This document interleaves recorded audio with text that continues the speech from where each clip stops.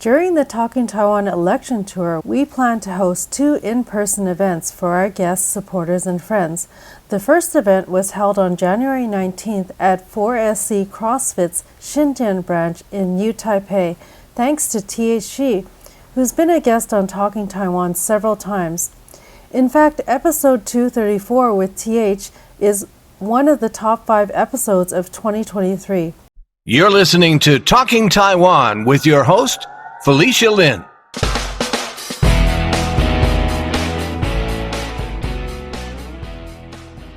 We had a chance to meet some of our past guests in person for the very first time. We started off talking to JD Chang from episode 80 about crushing the myth. What have you been up to since the last time we had you on the podcast? Wow, I am now in Taiwan. Yeah.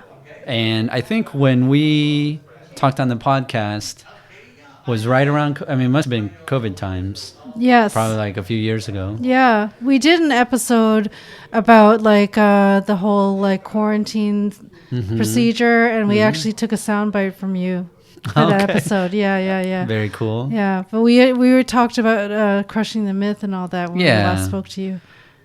Yeah, crushing the myth. Now I'm in Taiwan now. I'm married. Yeah, so, congratulations. I got married last year. I've been married for about a year. It's great. My wife and I are settled here in Taipei. We live in Qingpu, which is near the airport. Yeah. So for anybody coming to Taiwan, happy to grab some coffee in and out of your trip to Taipei International Airport. Yeah. So doing that, and then just kind of going back to the U.S. for small trips. Yeah. So. And what's going on with crushing the myth? I have to ask. Yeah, when I started crushing the myth was right back when Crazy Rich Asians had started, and we did 10 live events in L.A. and New York, and then during COVID we also had some speakers online. So overall, we had like 100 plus speakers. Yeah. And, part of my motivation for crushing the myth was sharing my own personal Asian American story, but also seeing how Asian Americans, lived, progressed, or just lived life in the U.S. What I was saying back then was my greatest kind of, hope was to do like an Asian American South by Southwest. Yeah. And back in 2018, 2019, a lot of people were like, wow, that's great. That's fantastic. And, it gives me just a lot of pleasure to see that that's starting to happen, even though I don't think crushing a myth is part of that process. Right. Because frankly speaking, I'm in Taiwan now. But you look at Unforgettable, Asian Hustle Network. There are a lot of events, Asian American based. Yeah. The food markets. So there's a lot of things happening in the U.S. that I think are fantastic. If we were in the U.S. and we don't have plans to move back in the near future. Okay. But if we have a family and raise kids, then we'll probably kind of do back and forth or something. Sure. So if we were in the U.S., I would be loving to go to all of them. Yeah. But anyway, so to answer your question, crushing the myth, for now, it's kind of on hiatus. Okay. I would say. And I still have the passion for Asian American culture and lifestyle. Yes. But I think other people are really taking that to the next level. Yeah. Okay, great. Yeah, well, we'll consider having you on because you're doing a lot of interesting things. We'll have you on for a full episode at a future date. It's so good to see both of you, one live, right? And two, thank you for all of that time that we were on Crushing the Myth and even helping. We were trying to figure out the podcast on Crushing the Myth. I remember that. Yeah. Thank you guys for doing all of that, and it's really cool to see you progress with the podcast. Yeah. And in the future, right, I think one of the things, so actually wrapping up, for Crushing the Myth, that experience was the Asian American experience. Yes. Now where I probably am personally in life is the kind of Taiwanese in Taiwan Yeah. experience. And a little bit deeper into that, like my company now in Taiwan, we have local Taiwanese clients, right? Yeah, So nice. I pitch, like my wife is Taiwanese, so Mandarin is getting a lot better. Yeah. And so I think my personal just journey is how does somebody like a Taiwanese ABC nowadays live in Taiwan? Yeah.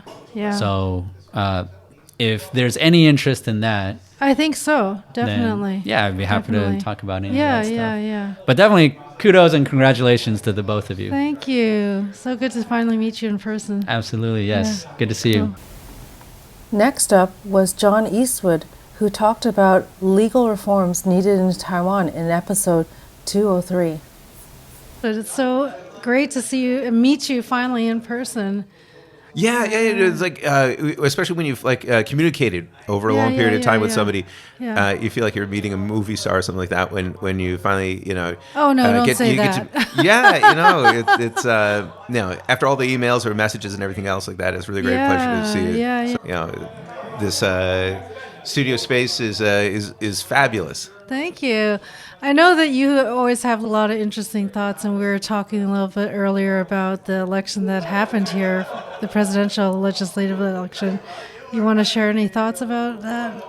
Yeah, I mean, of course, the big winner, people are going to say this a million times, the big winner is democracy. And, when Taiwan holds a safe and secure election, my wife, of course, I think it's great that she's had a chance to share her voting experience with the kids when she's gone to do it. But here in Taiwan, I think that as a lawyer, I look very much at the stability of Taiwan's government. I look at the safe transfer of power. I see the speed with which the losing presidential candidates were willing to give gracious concessions. And, it really warms my heart. Yeah, it's really interesting because I've actually been in Taiwan for a lot of different elections. I remember what happened when Chen Shui was elected, and then there was when on the eve of the election there was the assassination attempt, and they were calling for the recounting of the ballots, and then all the protests and all this, and this is the first time that Kaju's been here for the election, and after the results were announced, he was like, "Oh, so boring. What the heck?" But that's a sign of the maturity of the democracy, I suppose. Yeah, in 2004, I mean, I was here then, and they had, this, of course, huge protests over by Ketagalan Boulevard, and all these folks were getting their biendongs handed out, and these big, it was so organized. It was so fascinating to see, and. Of course, in those days, Kuomintang headquarters, the KMT headquarters, was right there, facing onto the Dongmen, the Eastern Gate, and the presidential office. And it was the wealthiest political party in the world back then, in terms of the assets it had and everything else. And its fortunes have changed. The legislative yuan result is more ambiguous. And so, there was, you have the current situation with 51 seats for the Kuomintang, you have 50 for the DPP. 51 for DPP, 52 for Kuomintang. Yeah. And then 10, it's like the 10 remaining ones, for TPP, I think. So 8 for the TPP plus 2 independents. And it's like, I don't know what they're going to, I hope that they will cooperate. I hope that they'll find a pathway forward. And I think normally, with the exception of the cross-strait issue, generally speaking, the two major Taiwan parties, and now there's a third one coming up, haven't been very ideological, with the exception of the cross-strait issue. But they, I think they have an important role in encouraging the stability and encouraging the security of the Taiwan people. Right, and since you mentioned the cross-strait agreement, I think it's interesting because the KMT and the TPP said they were pushing for some kind of a version of that to try to get that passed again. And I think the fact that people voted for the DPP again shows that they don't want that. I mean, honestly, like I think, we saw with, of course, with the sunflower movement, back in the Ma administration, people viscerally worried about that, about the growth of the ECFA agreements. And I think Ma Ying-jeou, really jumped the shark with, the final statements before they kind of yanked him off the stage. Effectively speaking, I think they had him out there maybe a bit too much. And I mean, one way or another, I mean, of course, I've met Ke before when he was mayor. Ma I'd met a bunch of times as mayor, a couple of times as president. And you have Ho Yo-i, who I had known in his context as a police officer, not as a politician. Okay, yeah. And me going to police events, when they had international delegations and things like that. But actually, I do think that all three of the presidential candidates, nobody was a disaster. Nobody was a terrible person. Nobody is yeah. I mean, I think the politically speaking, I think the KMT probably tried to push too much hard blue onto the Ho campaign when Taiwan is not a hard blue nation anymore. And I remember going to a Xindang event when I was brand new into Taiwan. And I remember looking around the room and everybody was 90 years old. And there were all these, guys, but it's kind of a disappearing demographic. And I think there's a lot of people who have business interests and they've got some element of goodwill towards China and doing trade with China, doing something that's productive. But as far as, the idea of jumping into reunification, I think that's that's a gone demographic. So let's talk about something a little bit later. What have you been up to since the last time we had you on? I'm trying to think. It's been at least 2 years or more? Yeah. Anything new that you want to talk about? Sure. I mean, one of the interesting things that we've been seeing a lot in the office, working as a lawyer, we do an awful lot of different kinds of, we're a full service firm, so we do a wide variety of stuff. But one of the things that I've seen a lot of lately is investigations. So companies, maybe they couldn't travel to Taiwan because of the pandemic. Right. And so now there's a lot of catch up where people have suspected that something terrible was happening. And now they're sending people over to look into it. And that ranges across financial malfeasance to sexual harassment through to other things. And I found that, the willingness of companies, especially in the Me Too movement era that we're in now is, it's a bit refreshing because it's good to see companies are getting quite sophisticated in their approach to issues of discrimination and inappropriate behavior in the workplace. And I guess if there's a big lesson for a lot of folks, it would be every email, every line message, every WhatsApp message. There's always going to be two copies of that. There's going to be the one you sent, and there's going to be the one that the recipient got, or maybe even a group of people. And there's some really terrible things that people send via these kind of messages. And especially in a cross-cultural environment, you sometimes have these situations that will erupt where there'll be, 8 people that are, all from different countries working together in a company.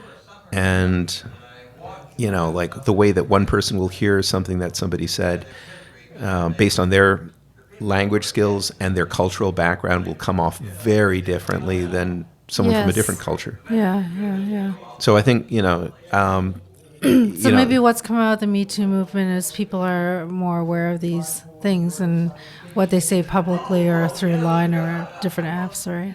Yeah, I mean, there's, I think in the last couple of years, there's a lot of senior executives that we working with clients, we've had to assist them with terminating senior executives who were just behaving atrociously. But I also take great hope from a couple of the ones where we managed to save their careers, where we were able to exonerate them, where there truly had been a misunderstanding. Okay. And in some cases, it was a matter of saying this person maybe needs to improve their communication skills, but no, there was no evil intent in what they. Right. There was not that evil intent. Maybe they were they're kidding their coworker, or in one of the cases, clearly the complainant had misrepresented the messages. And once we saw the full context, it would be like the kind of thing where an employee says, "Oh, my boss invited me to have an intimate dinner in his home." And then you find out it wasn't an intimate dinner. Like, sure enough, 10 days later, you were there with the entire department at the boss's home. You knew that this was actually a group activity. You knew that there was nothing untoward, but you tried to characterize it as that. And it's so if you see, sometimes you can, you'll see it's important for the integrity of the Me Too movement. It's important that that these cases are investigated correctly. And if the person's guilty, of course they're guilty. But if they're innocent, you have to acknowledge that. You can't just let it be like that. This becomes a shorthand for destroying people's lives and careers. Right. We're definitely going to have you back on to have a fuller episode and talk about some things, like maybe some legal developments in Taiwan and what you're working on. Yeah. Well, I think, Taiwan's, come a long way in this. And, certainly when I came to Taiwan, 23 years ago, Yes. there was, there used to be a lot of really, the environment was very different from where I had with the U.S. So there would be a lot of inappropriate emails or, people would email porn, or people would send out racist cartoons to each other, which is and I think there's, Taiwan has internationalized so much in the time that I've been here, and the expectations for Taiwan people, are very much in line with international norms, and it's very nice to see. It's very refreshing. Yeah, to see the progress and the evolution for sure. We also talked about the election results in Taiwan's legislature that had the Kuomintang with 52 seats, the Democratic Progressive Party with 51 seats, and the Taiwan People's Party with 8 seats. 2 seats ended up going to independents. Yeah, I mean, if the DPP and the KMT can't get along, of course the TPP are going to become, and they may already be slipping into that role, is to become kingmakers, or to be the ones who are the deciding vote for the ones who pull things together for either side. And I think a lot of people are certainly looking at the TPP as an up and coming party that may become the become the next number 2 party. Yeah. So yeah, I mean, they're in a very powerful position for a small group, and 8 people is a lot when you have such a finely balanced. Each side, KMT and DPP, both have a minority. John shared his thoughts on Ko Eun-soo, the Taiwan People's Party TPP candidate, and how he's managed to attract younger voters. Yeah, I think he's perceived also as more independent, which is one of the things that made him a good mayor, because he wasn't from one of the big parties. And if he has youth on his side, now that's also realizing there's 2 sides of this. It's if you have a party that has all the old people and they die off or get ill and don't go vote, then you're going to lose elections. If you have the young people, that's another thing. But also just keeping in mind that the demographics in Taiwan, the birth rate has been low for quite a while. Right. It's not quite the same as in countries where, I think Vietnam and a few other places have extraordinary youth populations. But I mean, there's a bit more energy there. I remember once talking with a couple of people from the KMT after the previous presidential election, and I, was saying a very universal problem that every Taiwanese family faces is elder fraud, is the whole thing of people, just the fact that the legal system here is really terrible about dealing with people who steal the money away from older relatives and, take the chop stamps and slap those down onto a bunch of things, transfer the apartment to themselves. There's always a black sheep, somebody who's the terrible person in the family who does this kind of thing. There's people outside the family. There's folks who get on the phones, gangsters and other folks who do these things where they cheat old people of their life savings. And so I told this to the KMT guys. I said, you should think this should be actually a very universal issue. And then they said, well, we already have a reputation for being the party of old people. And I was like, yeah, but like, who's going to inherit, I mean, if your grandma and your parents, like if you're a young person and everybody who earned everything above you, bank account, apartments, investments, and everything else, if those are the relatives that have nothing to pass to you because every penny has been stolen away by somebody, come on, that's a young person's issue. Yeah, that's true. The subject of Bi-khim Hsiao, Taiwan's former ambassador to the U.S. and now vice president-elect, also came up. She was a very effective ambassador, and I think she has a lot of capability to. Some vice presidents just kind of disappear off into the woodwork, and they, nobody pays attention to them. But I think Bi-khim Hsiao has a great opportunity to be more, and certainly like this is between her language abilities, her experience in Washington. I think she has a real chance to affect policy, and this will probably make her one of the most powerful and most unique vice presidents Taiwan has ever had. Here's what John thought would be some of the challenges that Bi-khim Hsiao might face in the role of vice president. She won't be able to hop on a plane so easily to go to places anymore. There she was in Washington, D.C. I think it'll be difficult for her role as vice president to travel as much internationally. That said, I think there's an awful lot of people that she would be very good at. She also, I think, has a Rolodex at this point. She has a black book of people that she can contact more on an informal basis. And I think her experience outside will help her in terms of shaping how Taiwan approaches the rest of the world, ranging across a wide variety of fields in terms of how Taiwan sells its message. And then I think domestically, she will probably strike many Taiwanese. I mean, she's young, very smart, very well-spoken, whether in Chinese or in English, and her ability to communicate domestically and with the international community within Taiwan, but also, just even domestically, I think she will be a very interesting figure, for Taiwan, for the Taiwanese population. Right. Essentially, as the Taiwan ambassador to the U.S., she was parked right there in the corridors of power. She was able to be around a lot of people that she's not going to see. She's not going to see them as vice president. She's not going to be able to. She can pick up the phone. She can talk to people, but it'll be much more informal. And I think that's the soft power that she's going to be able to. She's actually really good at the soft power. I have to say. China's wolf warrior diplomacy was I think has hurt China tremendously. And I'm not saying that as an American. I'm just saying as a person who wants, folks to do well and do good, I think it's incredibly damaging what they've done with their version of diplomacy. Her cat diplomacy was brilliant. And I think she has a good touch for these things. She's got a good personality and a good heart, and she has the ability to get to make a lot more out of the vice presidential role. Legally speaking, there's a lot that, the limitations on the vice presidential role legally, I think, don't matter as much as her ability through soft power to reach a lot of people that Taiwan couldn't reach before.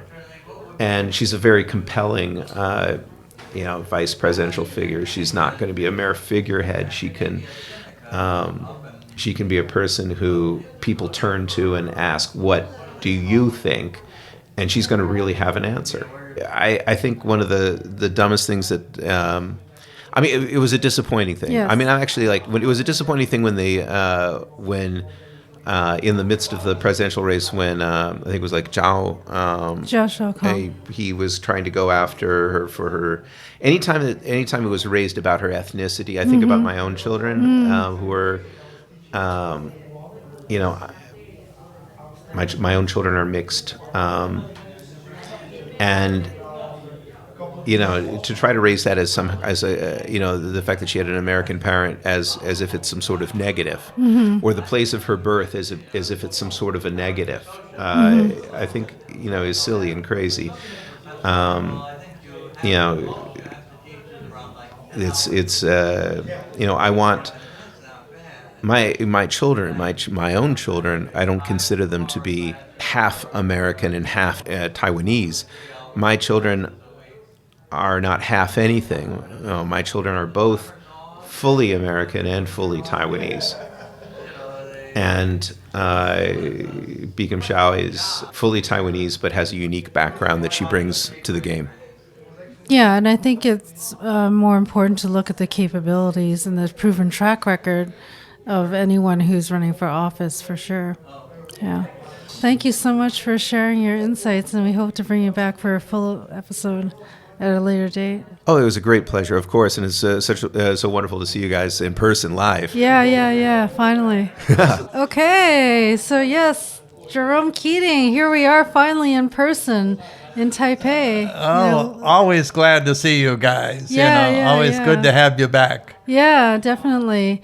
And I understand that this is the first time that you are able to vote in the election here in Taiwan, right? Well, I voted in the city elections 2 years ago. Okay. But this is the first time in the presidential elections, right? Yeah. So this one, in a way, was more important, if you could call it that. Yeah, for sure. So any observations about anything leading up to election and like now that we know the results? Well, my feeling is the elections were run very well. They went very quick. Of course, we only had 3 basic choices, but I think other countries could learn from Taiwan how to run their elections, because you have a quick way of checking you off when you come in. You have your ID card, and they have all the records there. So it goes quite well. I think the one thing I've heard some people complain about is that in Taiwan you cannot do absentee ballots. Yes. And there's a good side to that and a bad side to that. Yeah. Do you have any thoughts? Do you have any insight on why that is, or or maybe as you allude to, what do you think is the good upside and downside of that? The good side about it is that they really know everyone, and there's very little chance to have any ballot stuffing or any fakes or anything.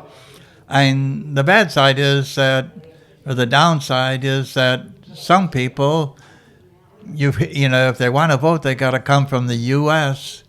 and make a trip over, or even if you live in Kaohsiung and you work in Taipei, you've got to go down there to vote. In another way, though, I look on it, Taiwan has 23 million people, and for the U.S., I think there are only 2 states that have a larger population than Taiwan. Right.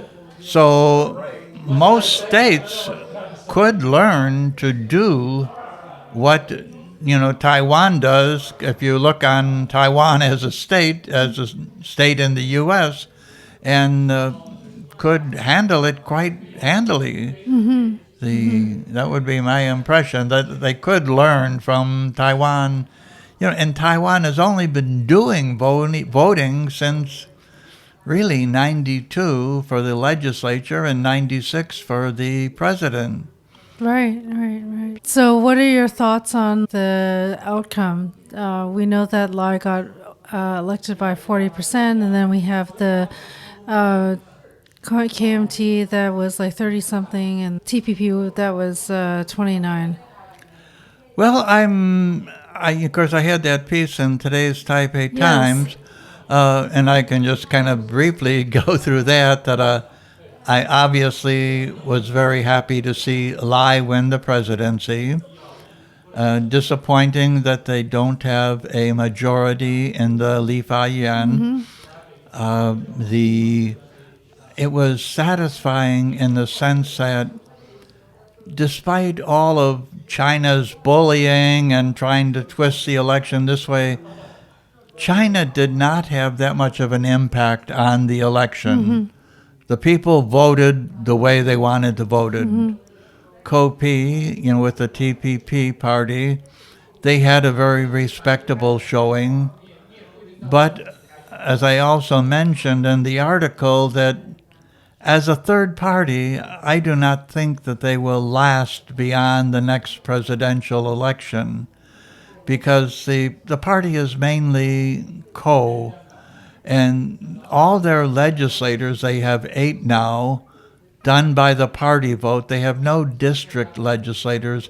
They have no real people at ground level. So this is the story of third parties in Taiwan, that they rise to meet a need, they express it, but then when that need passes, or they have infighting among them for leadership, the party falls apart. So So it doesn't seem you think that they have enough talent to sustain or build this party? Yeah, I know. This year, the big thing that I think the important thing or the influence they will have is that they are needed to help people who will be the speaker of the legislature. Yes. Whoever they have to team up with, either the DPP or the KMT. Yeah. So whoever they team up with, they can in a way bargain with, and that. So they have that influence, but that's all. So it's going to be some interesting horse trading as to what they would like to see accomplished, and who would go better with them in accomplishing that, whether it's the KMT or the DPP. Yeah, it's going to be interesting because there seems like there's some bad blood because the unity ticket fell apart. So I don't know. It's hard to predict whether or not they'll like support more so the KMT pick for the speaker, or the DPP pick for the speaker. Yeah. Right. Yeah. So that's going to be it, and that will play out in the next couple of months, because they don't really take office. I think it's May 20. Yes. So they've got about at least 2-3 months to bargain and discuss, and we'll give you this, we'll want this, and go forth. I'm not even going to venture into that field. I'll let sure. let anyone else do that, if they want to. Yeah. But that's where where I feel. So I feel, so happy with Lai, unhappy with that they don't have, because this is also the first time in 16 years that the party with the presidency has not had a majority in the legislature. So that's got to be a factor. But, they've done with worse. When Chen Shui-bian was president, he faced a much more difficult situation against the Pan-Blue Alliance. Whereas this one, the TPP is middle of the road. Jerome shared his thoughts on Bi Kim Hsiao as vice president. She's got the experience there. She also has the experience of having been a legislator herself. So she's been on all sides of the fence. I think she's a great person, and I think she's very capable. So I feel that I don't know anything about their personal relationship, but if I were Lai, I would give her free rein. You know, I would encourage her, because then she can do a lot of things for him, and he can focus on other things. Yeah, So- it seems that the challenge would be that since Taiwan only has 12 or so diplomatic allies, that she would be a little bit more limited in how she can represent Taiwan internationally. That's a Yeah, question. I mean, it's like, you know, when you look at it, all the other vice presidents in the past have never had all that great, diversity of experience, whereas she can bring a lot more to the table. Yeah. And therefore, she can contribute a lot more. You know, even, Chen Shui-bian and Nanette Lu was a, great person and had her own ideas and all that, but, Bi Kim has all this diverse experience, and so she brings a lot more to the table. And if I were Lai, I would give her a lot of free rein. And I would, talk with her and say, I'd like you to handle this, or I'd like you to take care of this. And that would then free him up to focus on other things. Right. Well, I guess like the complication is that how direct channels of communication she has with even Washington now, because we know that the relationship between Taiwan and the U.S. is kind of complicated. And when she was the ambassador, she probably had more direct communications and dealings with people. I disagree with that. A lot, when you look at people's choice of vice president, I'm going to go back to the U.S. and when Kennedy had Lyndon Johnson as vice president, one of the good things that Kennedy benefited from that was Lyndon Johnson knew how to work the Senate and the House. And that gave Kennedy a lot of, freedom. And so a lot depends on the relationship of the president and the vice president. If they see themselves as working as a team, or if they see themselves as competitive or working towards different ends. So I don't know that much about the relationship between Lai and Shao, but if I were Lai, I would give her a lot of free rein, because that would save him a lot of troubles. That's in a way one of Lai's weaker points is that Shao speaks English very well. She's already had this experience internationally, so that's a big plus. So my vote would be, or my advice to Lai would be, give her rein and the things that she's good at, and then you can focus on the things that you need to take care of. Right. She was also a Breakfast Club speaker, by the way. Oh, yes, that's right. I have my picture with her. Yeah, what was her role then, and what did she speak about? At that time, I asked her to explain to the group what goes on in the Li Fa Yuan. Yes. So it was a great chance for the Breakfast Club to find out, get a real someone in the Li Fa Yuan saying, okay, this is how we work, this is how we do, what questions do you have? Can you share some of the things that you, like some highlights of what she said then? Do you remember anything from when she was at the Breakfast Club? Well, I think, the big thing was that she helped give you insight into the inner workings and the power struggles, the things, the deals you might have to make, the alliances you have to make, some of the demands of party loyalty. Some things you may not quite be there for, but you got to vote for on party loyalty. So a lot of different things in that vein. Yeah. Interesting.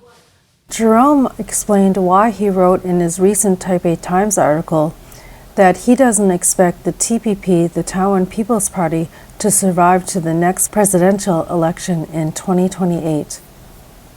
you know the PFP? Okay. James Sung, when he had the PFP, Yeah. he had many more seats in the Li Fa Yen than the TPP. Okay. The TPP has no district elected people. They're Right. totally dependent on party vote. And party vote is a separate thing. In the last party vote, if you compare 2020 and 24, the DPP has increased its party vote by about 150,000. The KMT increased its party vote by about 60,000. So the party vote that the TPP got was party vote given to other third parties. And that can easily go with the need. And they have no, Kopi, what's he going to do? Is he going to run again? No, he could, I guess, but what's he going to do in the meantime? Jerome also shared his thoughts on the younger voting demographic that Ko-en-je attracted. In 4 years, they'll be older and wiser. And, they We will hope so. be, right now, one of their issues is that they, what would I say? They don't have any experience, or they're worse than the strawberry generation, in the sense, if you know how the strawberry generation got that name because they didn't grow up under hard times. They were soft. They looked good, but they were soft. And these ones never knew the price that was paid for democracy. Right. So they're going to be older and wiser in world affairs. Now, they still have legitimate needs and what they see, and but it'll be more easy for the major parties to say, okay, we can meet those needs, and then they will take their votes. They'll get a candidate who will speak to those needs. And one of the things, I think, if I were a young person, certainly, is if I want to raise a family and buy a house, it's damn hard. Yeah, that was a major issue.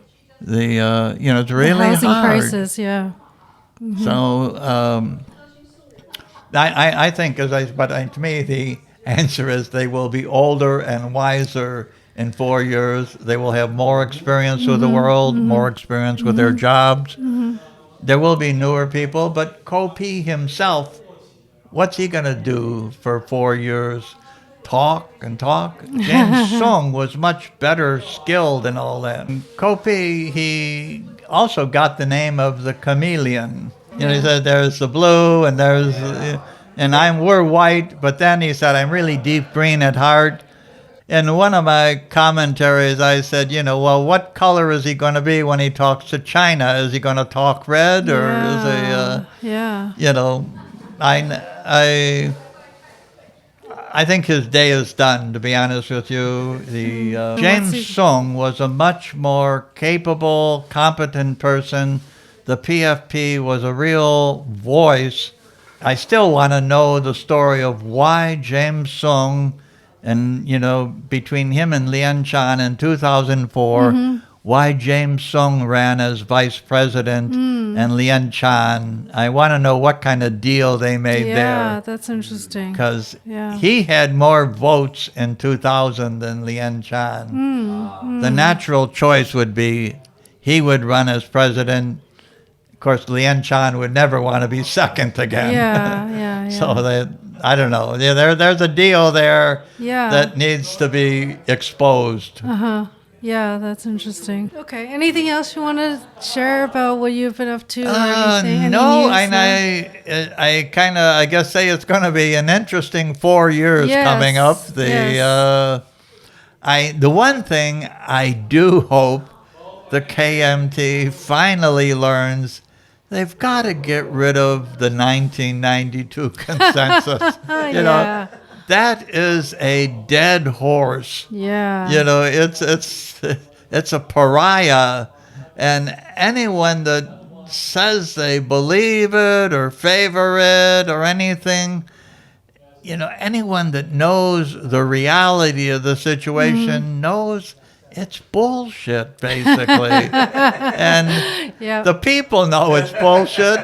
And yet, Mind Joe keeps trying to say, because he's stuck on this paradigm of one China, Yeah. and it's the only thing that he can cling to keep them together. Yeah. And finally, at the end of the night, Kaju and I talked to TH Schee, who's been on Talking Taiwan several times, and who's one of the investors at 4SC Crossfit, where we held our January 19th event. Finally meeting you in person. I can't believe I feel like I know you already. Yeah, I yeah, had you yeah. on so many times, and your episodes are often the most popular episodes. Thanks. I love yeah. the show. I love the show. Yeah, Yes, yeah. It's been Thank a you. very inspiring, program out there. All right. Oh, thank you so much. Yeah. So so what should we talk about? Like you're talking about some of your hardcore members here. Oh yeah, there's Yeah. one just ladies doing some hardcore CrossFit workout of the day. They call it WOD. Well, she's in her 70s right now. She Yeah. does some like street military press. Well, not many people could do that. Yeah, At that age. 70. Yeah, 70. Oh, my She's 70, goodness. right? Grandma yeah. of someone. Yeah. So I think it's good to have build a culture. First, we have the platform, we have the space, and try to build a culture, support the community by encouraging people to be strong, right? That's It'd be very smart to have her on your side in case there's an invasion. say maybe in case of natural disaster or an Yes, invasion. yes. Or Or anything a- else. or something, earthquake. that'd be any disaster. in time of need. Yes, Any time yes. of need. Yeah. Right, yes. It's something we really need. Something we really need here. Yeah. Right. Yeah. So it's good to have you guys here. Felicia here, you here as well. No, we thank you so much. Like you, were one of the first people that heard when we were coming to Taiwan. You said you offered to host an event for us, and we really, really Thanks. appreciate My that. pleasure. My pleasure. Yes. Yeah. So, what kind of other things do you have here? Because you also have events here, right? Yes. I think if it's about civil defense, I think we support other groups to host events here. So it could be one book that just coming out last month, a few weeks ago. It's written by a Canadian author named John Groot. And that's the first guidebook exclusively focused on, how to prepare when we are faced with a military conflict here in Taiwan as an expat. Because maybe 3rd Taiwan crisis back in Yes. 1995, 1996, we got only around 50,000 foreigners here. But now we have more than 1 million. Okay. It's not a small number of people. Yeah. You need to address that part. But the government, I'm pretty sure, the government, hasn't figured out what to do with that population. Yeah. So we started from the grassroots, try to support the author. And now the book, writing the book is it's a long journey for John. Yes. So it took almost a year. So we host the book launch event here. Oh, that's wonderful. So we get around maybe 60 people coming in That's from different great. fields. Yes. That's wonderful. It sounds like we should have him on as a guest. Oh Yeah, yeah, I yeah. think he's I think- definitely one yeah. very authentic. Yes. He's been in Taiwan for 26 or 7 years already. Yeah. He wrote a few books on Taiwan. Yes. Yes. So he's definitely one guest author. You should consider. Yes. Yeah. Thank you for that. It's a beautiful space. 4SC CrossFit. Yes. Defying, but super impressive once you get it. Once you get in, Yes, it's like a paradise in the Yes, urban yes, jungle. yes, a hidden Yeah. gem. I think we're going to have to We'll take shoot. some We should shoot some photos, right? Yeah, panoramic we'll video. take some all right, video and of the. throw it in with the, Yeah. Yeah, we'll Yes. take some because video of the this place is downstairs and all hot, that. you Yeah, know? yeah. I mean, if you're into learning how to get in good shape Yeah. with cross training Cross training. Yeah. and Intensive internal interval trainings. right, even by but it gets raw. 7-year-olds to Yeah. 25-year-olds, it Yes. doesn't matter your age. It doesn't matter. It doesn't matter. Yeah, and you said you have a physical therapist who comes here once a Yeah, week or yeah. something too. Every yeah. Wednesday night, right? Wednesday so nights, it's not just about training. There's some recovery Yes. in the phase of your training. Right. Yeah. So you need to train. You need to rest. You need to recover. Yes. Right. Now, so I know you've been a fitness enthusiastic most of your life, Yeah. being in the Navy, Yes. etc. Right. Always trying to stay in shape and Yes. succeeding at that. And I think you mentioned that you're an investor Yes. in this place. Yes. All right, which has to be a dream because if you've loved doing a certain Yeah. thing like working out Mhm. and being fit, to own a gym or to be a part owner of a Yeah. more than a gym. This Yes, is not a sir. gym. This is like It's a community. It's a fitness facility. It's a community center, extraordinaire. right. It's more like a training center, community center. Right. So how Yes, did you get the opportunity to become an investor in this fitness facility, which is amazing? And did you or were you aware of this fitness facility before you became involved as an investor? Yes, because I think it's because when COVID hit every one of us, you know, you were home, right? You couldn't go out, but I live by a lake, Okay. so I could go there and Yeah. swim in the lake all the time without getting you know, because we here in Taiwan we had a COVID-0 policy. Yes. So you had to wear a mask all the time. But, you know, I was swimming there. I was thinking about, well, the COVID hits. I don't know how long it will last. I was thinking about maybe I should make a change, you know, like a little bit detour out of my career path. So because I know the area pretty well. So I started asking a few friends that whether you want to set up like a sport facility, be it a gym or whatever, or just small, you know, fitness training room, right here in Xindian. So it's a dream that I had in my mind since I was a child. But COVID was the point when I started making decisions that I want to do this when COVID, you know, went Yeah, away, right? yes. Right, goes away, yes. Yes. So that's how they get started. And because at that time, when COVID hits, after a few years, I think it's COVID 2020, right? The war in Ukraine, it was 2022. So that, you know, I really need to do something fast. Yeah. So with a few support from other investors that I invited, we secured the contract. We looked for a place, we secured a contract, try to bring a CrossFit, you know, training system because it's a pretty established system. And their annual competition, which is called CrossFit Games, have been supported by the U.S. Army for several years. Okay. So that kind of training is proven to be workable in the military. So why don't I just Yes, use that that methodology. Yes, Yeah, yes. yeah, You don't have to start from zero. You're not Yeah. that smart. Yeah. Yes. I'm not that smart as well. Yes. Know your limitations. Yes. Know your limitations first. Yeah. Yeah. So, Yeah. 4SC CrossFit, is it a franchise? It's a franchise here. Yes. So there are other 4SC CrossFits around Yes. Taipei, Kaohsiung. No, not really that big. It's the original gym is there in Yonghe, which is like a few kilometers away from here.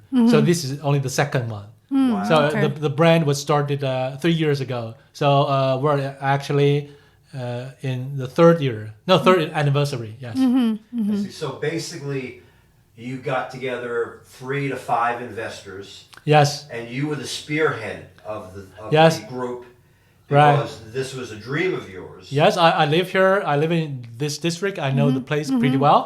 And given my background, because I'm more like an amateur athlete. Others are like latecomers.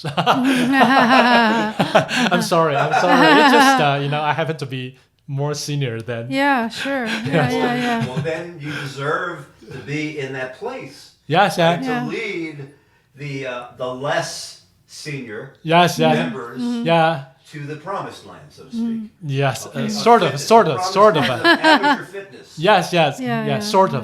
Yeah, Yes. yeah. So, was this place built from scratch? Did you find the location and then brought in contractors and built this from ground zero?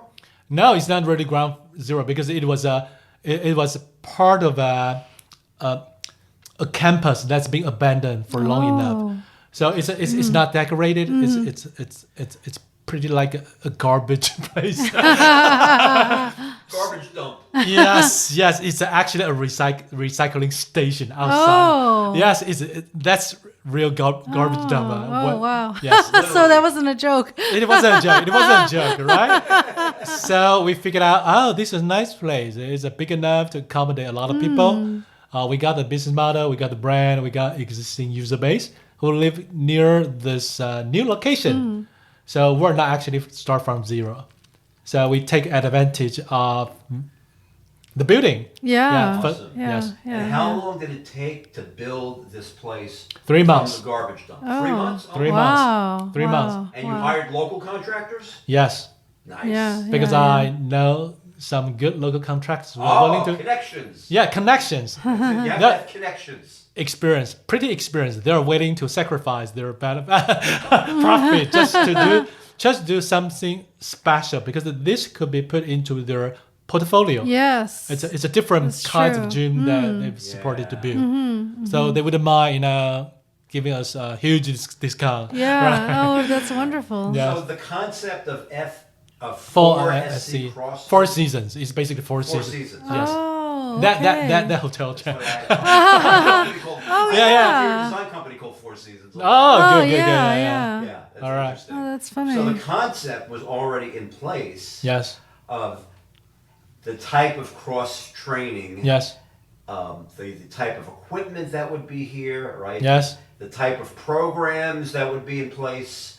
It's All of that was already in the It, handbook. yeah, it's like a natural extension of existing business out there. The first Right. one. So you didn't have to come up with any new ideas. No, you no, just no. basically took the handbook and built it according to the handbook. Yes, Yeah. it's a bit like Became a that. franchisee. Yes, it's a bit like that. It's a bit like that. Nice. That's Yeah, why yeah. we could get from zero to to a shiny new gym within 3 months.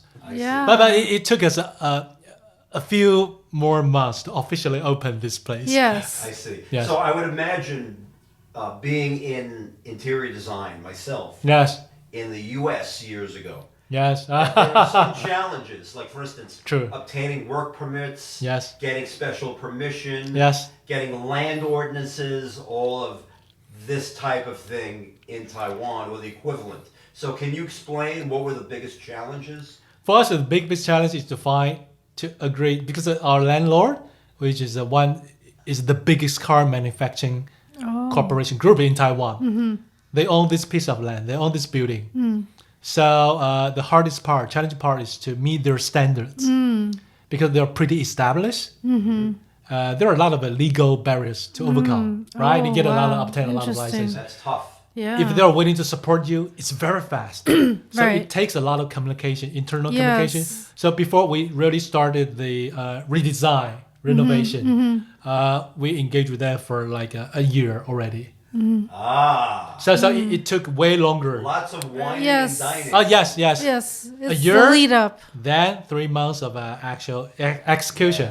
Okay. So Okay. you hear, boys and girls, the secret to having a successful business is to spend 90% of the time whining and dining the Yeah, yeah. landlord, and 10% of the time, the rest of the time, Execution. building, Yeah, yeah. your plan. I think that's probably based on my own experience because I used to do a lot of startups. Sometimes we just go ahead, but then, oh shit, we don't have a business model. We do things first, but we don't know where's the Shit, we market. didn't plan right. Yeah, so we have to, all right, exit anyway. Yeah. So that your experience like informed you. You're Yes, prepared for yes. this. Yeah. You learn from past. Failures. Yeah. Failures, a lot of failures, Yeah. right? Yeah. Cool. That is the key to success. The more I fail, the more I can succeed. Yeah, if you As are long as still you there. learn. If As you're long as still you learn from You're the still there. failures. As long as yeah. you're there. Yeah, Crushed to oblivion. yeah, as long as you're in one piece. Well, you're a perfect man for civil defense because you know how to defend yourself and the others around you. Yeah, I try to support everyone. And Yeah. build As long as I can. businesses. Yeah, So good. Yeah. we commend you on this incredible place, and you just wait to see when we do. Well, I have to thank the community and a lot of other investors who probably they don't have the time to work out here. They have other things to do, but I have to say I thank them for supporting this place, right? Because we align our interest. Everybody thinks that this is a good thing to go. It's sustain business. At the same time, you could do some good stuff for the public interest. But you also bring in some ancillary income, like this very room. Yeah. As you mentioned earlier, is set up to be a podcast studio. Yes. So you rent this room out to podcasters? It's more like not professional podcaster like you guys, right? It's more like thank you. Thank you. it's more like because we got a sizable university down there. Oh, if okay. you like. So their students could rent a room, try to mess around, right? Having fun here, right? Yeah. Yes. Is this the only room like this that you rent to podcasters? There's other rooms out there. Oh, there is. okay. Yeah. Okay. Yeah, it's about the same size. Yeah. Well, I think How they're related? I think because we established kind of like this is like an experiment. It's like a first step. You secure a place, a bigger place, that you could bring in the training methodologies, and it works. Now I'm thinking about it this year, right? Starting from this year, because the gym is pretty stable right now. It's getting momentum, and there are professionals running that, like professional coaches, trainers. I don't have to dive into daily operations. So I'm trying to kickstart an initiative by partnering with other gyms, not just here at 4SC Crossfit. It could be other gyms, similar gyms that are willing to support the training program and provide the training program to new conscripts out there. Because starting from this year, they'll be in the military for a year. Right. There's a new change. Right. It used to be 4 months. So 1 year, it's way tougher than before. Before it was summer camp. Yes. 4 months. Yeah. 4 months is a holiday. Yeah. Now 1 year, we'll roll out a program to train those new conscripts. Oh, so that's interesting. So By does supporting that the mean government. so you can collaborate with the government and do some of the training here? I think for us, we'll just roll out the program first, and to demonstrate that we're willing to support this, we're willing to do this. There's a market for that, and the government, we could engage with the government after that. Yes. So we're nothing about getting funds from the government, but of course we could collaborate, right? But you have to show that you're capable, Yes. you're competitive with doing Yes. this, and it's not just tied to one gym. So it's something that if you license the program, right? Yes, okay. You standardize the program, you could roll out all nationwide, which makes the thing scalable. Yes. Yeah. Now, what's interesting is you mentioned there was an original 4SC Yes, CrossFit in Yonghe, gym, yes. right? Didn't they already have a standard in place? Already, yes. So I'm a little confused. You're talking about advancing the standard. Well, You're because allowed to do that because they've already have the blueprint in place. yeah, but for that gym, because it's pretty much tied to an old community out there. Yonghe, the district, maybe a lot of people are not familiar. It's the oldest district in New Taipei by the age of the residents, right? So their program are more designed or leaning toward like seniors out there. Okay. But for us, because it's big, it's new, so we attract a lot of like law enforcement officers coming here, firefighters. So that's a different groups of people, Yes, sector of people, different demographic. Sure. demographic. And then if you are about to train the new conscript, they're in the early 20s, right? So you have to start something new. For example, like tactical fitness. That's a professional term. So you know how to put weight on your body and march. You know how to climb ropes. You know how to that kind of things, right? So these are all being developed as we go along in Yes. real time. Yes. These new fitness regimens that you want to introduce Yes. in 4SC CrossFit. That's why I also invite like professional firefighters. Probably I don't if you see I this. did notice that. Yeah, that's like there's this is the T-shirt whereby the team from Taiwan they participated like in the World Police and Fire Games Okay. last year. So they made a T-shirt and we bought them in try to support them. Yeah. You're a marketing genius. I'm trying to word the Yeah. You're covering the police, the fire department, World Games. EMT workers. They're going to come in here soon. Yes, first responders, the EMT First workers. Yeah. responders. Yeah. Yes. So how many trainers do you have out there? Well, around dozens. Yes. Yeah.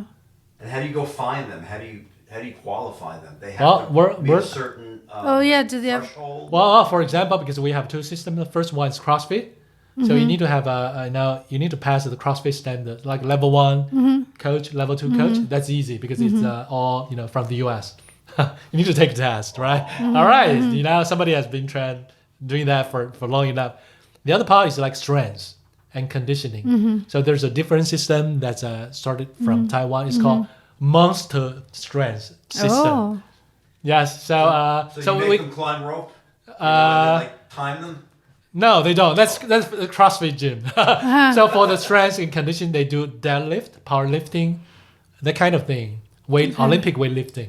Oh, wow. Yes. So CrossFit is all about a lot of things, right? Climbing ropes, sandbag toes, right? Yeah. Farmer's walk, right? Yes, burpees. But isn't the name of this gym 4SC Crossfit?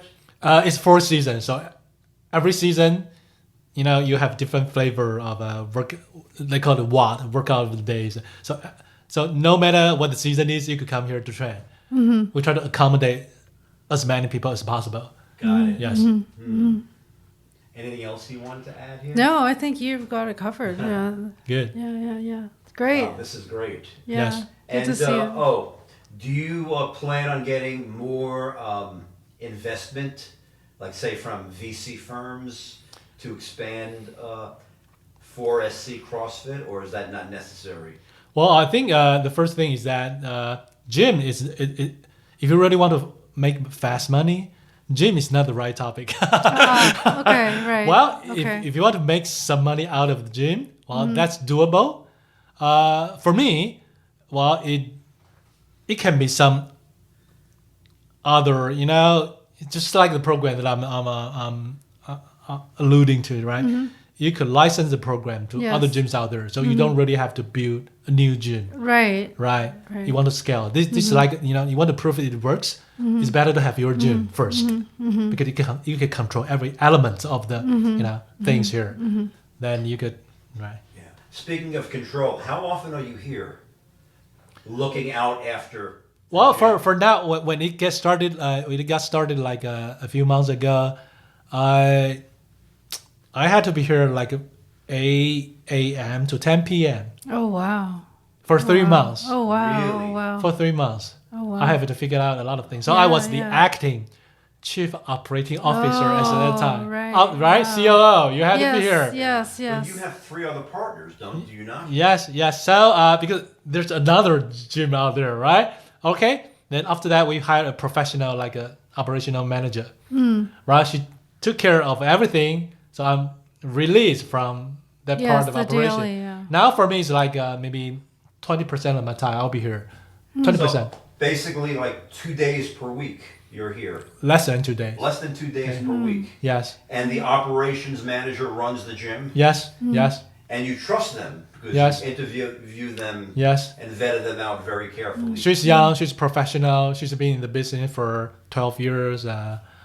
She's only in her early 30s. Yeah. Yeah. But she's been in the business for 12 years. Right. Oh, wow. Okay. Yeah, that brings up a really important point, just as a leader or a Yeah. businessman, Yeah. how important it is to delegate You have to delegate. responsibilities You have to to delegate Yes. anything. capable people. Yes. And you have to trust them, and you have to trust your vetting process, correct? Yes. Otherwise, you will be micromanaging a lot of things, and it wouldn't grow at all. Yes. Because Right. if you are doing this like a strong man, this is really strong man. You want to control everything, every part of the moving pieces. It's not going to scale. And Right. team members, members in your team, they will suffer, Right. right? Yeah. So we're lucky, to have hired a young lady, right? Yeah. Yeah. Yeah. Anyone who wants to start a business, it's really important to hire top people who are specialists in their Yeah. proven fields and who you can vet out and trust. Yes. Because Yes. otherwise your business will not grow. You will You'll not be grow, a yeah. micromanager forever. Yes. Yeah. Yes. Okay. And, Excellent point. and the size of the gym, you couldn't micromanage everything. It's a bit Yeah. Too Be much. too It's a bit too much. overwhelming. It's a Yeah, bit be too much. How overwhelming. many Sure. square feet do you have here? Or square 10,000, meters? more than 10,000 square feet. Square Okay. feet. Yeah, square feet. Wow. Oh no, it's way more than that. More than that, maybe 10,000 square meters, Yes, 10,000. which is actually like 30 to 40,000 square feet. Yes. Man, that is Yeah. huge. Yeah. Again, the only drawback, the only problem is finding the place. Well, I told TH that they have to put signs with arrows outside pointing the average people to find it because we're inside the campus. Yeah. You know, we Yeah, have, that tricky- gate. tricky. Maybe you need to put something outside the gate. yeah, that says yeah. 4SC We have to CrossFit. struggle with Some yes. signage. Yeah. But that's the least of your worries. Yeah. You will get that. Yeah. Yeah. And once you're in front of the place, you cannot miss it because there's a big illuminated sign Yeah. that's about maybe 20 feet tall by 15 feet Yeah, because wide. we had enough complaints, so we decided to. They couldn't find the place. Where are you? And like you're gonna need to do what they used to do in New York is like have someone stand out with flyers. Yeah, yeah, yeah. 1,000 Hand out flyers. flyers. No, And no, hand no, them no, out all the 4SC time. CrossFit. You know. Yeah. We did that once. Before we had that big. Okay, yeah. Thank you so much. Sure, Yeah, sure. yeah. Right. And that's a wrap from our event at 4SC Crossfit on January 19th, where we met with and spoke with our past guests, JD Chang, John Eastwood, Jerome Keating, and TH Schee.